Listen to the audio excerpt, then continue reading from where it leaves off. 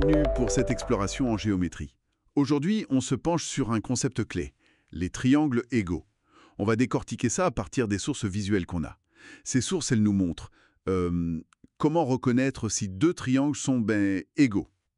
L'idée, c'est de voir ce qui les rend vraiment identiques. Alors, la base, c'est quoi? Les sources disent qu'ils sont superposables. Exactement, superposable. C'est-à-dire qu'on peut les faire coïncider parfaitement, soit en les glissant, soit en les retournant, un peu comme les exemples là, avec des triangles verts-orange. C'est ça. Et superposable, ça veut dire quoi concrètement? Ça veut dire qu'ils ont des côtés de même longueur, 2 à 2, et des angles de même mesure aussi, 2 à 2. Une correspondance parfaite. C'est là qu'on parle d'éléments homologues. Ce sont les sommets, les angles ou les côtés qui se correspondent pile poil quand on superpose les triangles. Les couleurs dans les figures aident bien à voir ça, comme les angles orange ou les côtés verts dont tu parlais. D'accord. Superposable, ça, c'est clair. Mais la vraie question, c'est comment on sait qu'ils le sont sans avoir à sortir les ciseaux et à les superposer pour de vrai? Ah ben oui, bonne question. C'est là, je suppose, que les sources nous aident avec des propriétés. En fait, pour le savoir, sans manipuler. La première propriété, c'est celle qui utilise un côté et les deux angles qui sont juste à côté, aux extrémités. Ok. Si deux triangles ont un côté de même longueur, et si les angles qui touchent ce côté sont respectivement de même mesure dans les deux triangles, alors, hop, ces triangles sont égaux.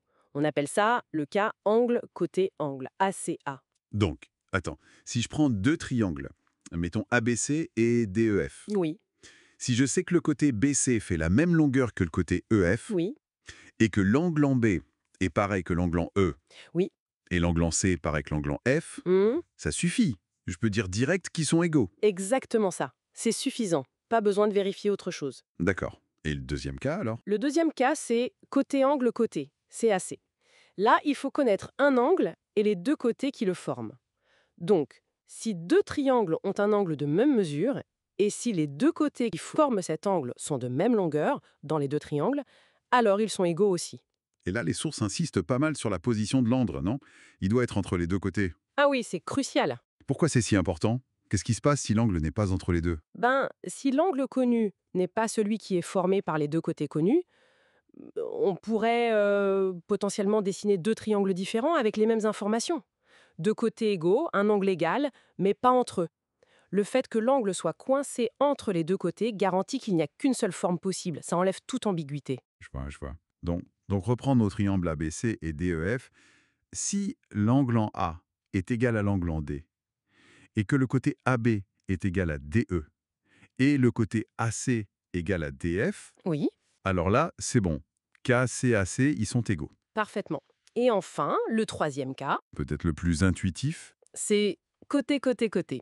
CCC. Ah oui, celui-là, on le sent venir. Si les trois côtés d'un triangle ont exactement les mêmes longueurs que les trois côtés d'un autre triangle, eh ben, ils sont égaux. Point. Ça paraît logique, c'est vrai. Si on te donne 3 bâtons de longueur fixe, il n'y a qu'une seule façon de les assembler en triangle, quoi. C'est l'idée. Donc, si AB égale DE, AC égale DF et BC égale EF, bon, l'ordre des lettres peut changer selon comment on nomme les sommets, mais l'idée c'est que les 3 paires de côtés qui se correspondent sont égaux. Alors les triangles sont jumeaux, comme tu disais. D'accord. Et ce qui est intéressant, c'est que ces trois cas, ACA, CAC, CCC, ils ne sortent pas de nulle part. Ils correspondent pile poil aux informations minimales qu'il faut pour pouvoir construire un triangle unique. Ah oui. Oui, pour dessiner un triangle sans ambiguïté, il te faut soit un côté et les deux angles au bout, ACA, soit deux côtés et l'angle qui Ah. est entre les deux, CAC, soit les trois côtés, CCC. Donc les critères pour reconnaître des triangles égaux sont en fait les mêmes que les conditions pour en construire un seul unique. C'est élégant en fait. Oui, la géométrie, c'est souvent ça.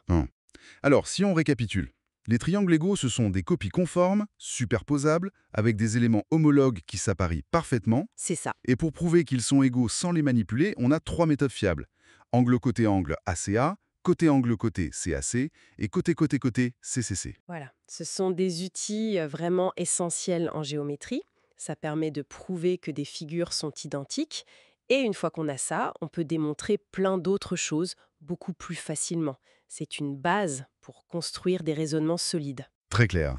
Et pour finir, peut-être une petite question pour la route.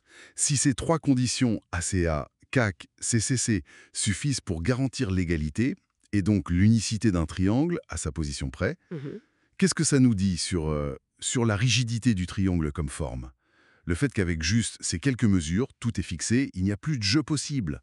C'est une excellente piste de réflexion, oui. Ça touche à la nature même de cette figure si fondamentale en géométrie. Pourquoi le triangle est-il si stable, si contraint par si peu d'informations, comparé à d'autres formes? Exactement. De quoi méditer un peu sur la structure de notre espace géométrique.